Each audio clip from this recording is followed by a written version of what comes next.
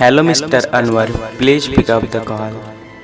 अनवर जी, कोई आपको तहे दिल से याद किए हैं।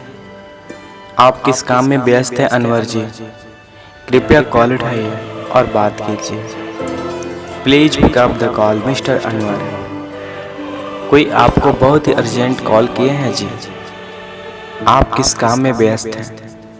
कृपया जल्दी से फ़ोन उठाइए और बात कीजिए। Mister Anwar, please pick up the call. आप जहाँ भी हैं कृपया कॉल उठाइए, नहीं तो कॉल कट जाएगी।